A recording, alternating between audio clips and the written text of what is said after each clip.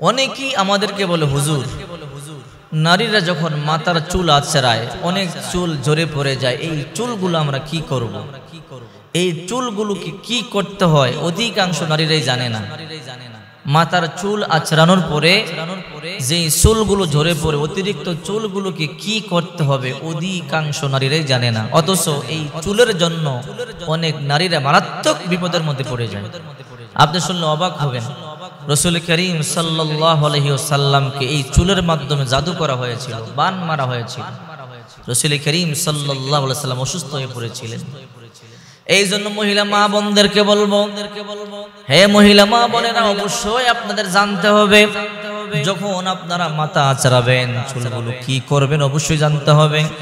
এই জন্য বিশ্বনবী মুহাম্মদুর রাসূলুল্লাহ সাল্লাল্লাহু আলাইহি ওয়াসাল্লাম বলেন, আদ-দুনিয়া কুল্লুহা মাতা, খায়রুল মাতা'id দুনিয়া ইমরাতুস সালিহাহ। গোটা দুনিয়াটাই হলো আল্লাহ পাকের নিয়ামতের মধ্যে সর্বশ্রেষ্ঠ নিয়ামত হলো একটা নেককার স্ত্রী, একটা নেককার নারী। যে ঘরে একটা নেককার নারী আছে, নেককার স্ত্রী আছে, ওই ঘরটা জান্নাতের বাগান।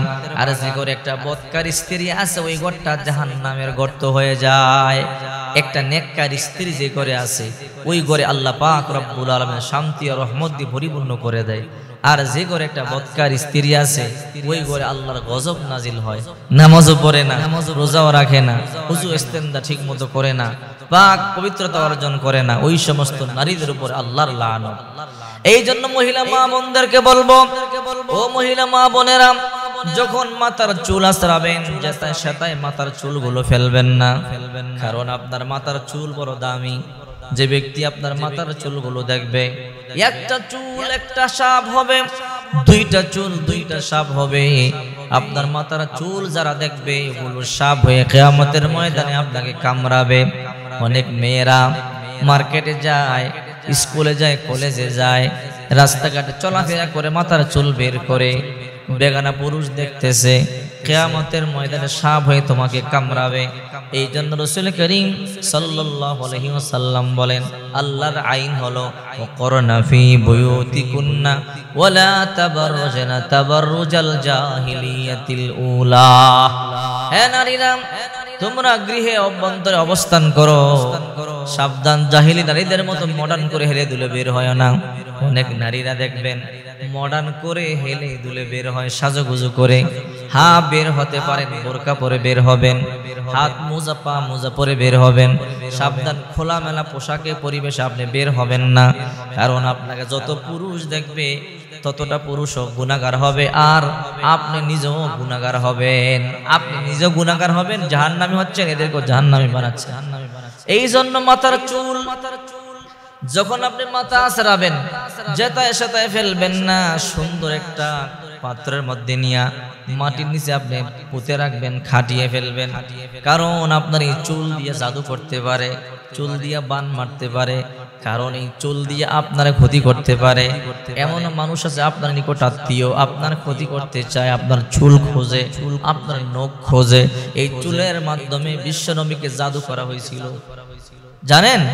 রাসূলুল্লাহ সাল্লাল্লাহু আলাইহি সাল্লামকে চুল দিয়া, চিরুনির মধ্যে ঘিটা দিয়া এমন বান মারছে, রাসূল করিম সাল্লাল্লাহু আলাইহি সাল্লাম প্রায় 2-3 মাস বিছানায় পড়া ছিলেন, উঠতে পারেন নাই, একদম শুকায়া গেছে। এই জন্য এই চুল সাবধান মহিলা মা বোনেরা।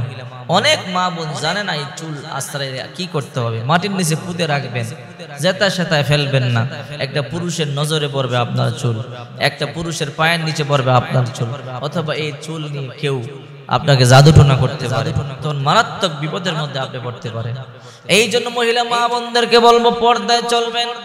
ও মা বোনেরা, বেপর্দায় চলবেন না। কারণ কিয়ামতের ময়দানে অধিকাংশ নারীরা জাহান্নামে যাবে। আল্লাহর হাবিব মুহাম্মদ সাল্লাল্লাহু আলাইহি ওয়াসাল্লাম যখন জাহান্নাম দেখবার জন্য গেলেন, রাসূল করিম সাল্লাল্লাহু আলাইহি ওয়াসাল্লাম জাহান্নামে দেখলেন অধিকাংশ নারী। বিশ্বনবী মুহাম্মদুর রাসূলুল্লাহ সাল্লাল্লাহু আলাইহি ওয়াসাল্লাম বললেন, ও নারীরা, তোমরা বেশি বেশি দান সদকা করো, বেশি বেশি ইবাদত বন্দেগী করো।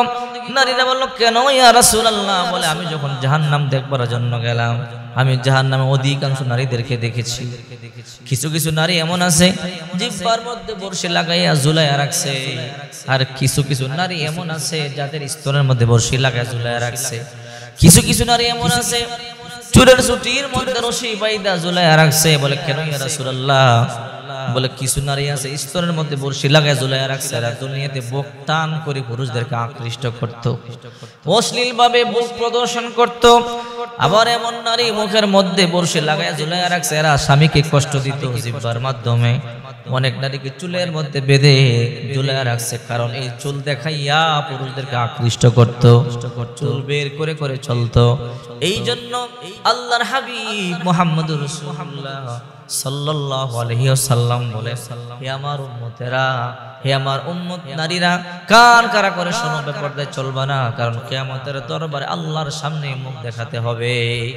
এই জন্য মহিলা মা বোনেরা, চুল আঁচড়িয়ে জেতায় সেতায় ফেলবেন না, চুল আঁচড়িয়ে মাটির নিচে দাফন করে দিবেন। কারণ আপনার এই চুল যদি কোনো পুরুষ দেখে, এই পুরুষের হাতে যায়, আপনার গুনাহ হবে। এই জন্য আপনার ক্ষতি পর্যন্ত করতে পারে। এই জন্য আল্লাহর কাছে দোয়া করি, আল্লাহ তাআলা আপনাদেরকে পরিপূর্ণ বুঝদান করুন, কোরআন হাদিস মোতাবেক চলবার তৌফিক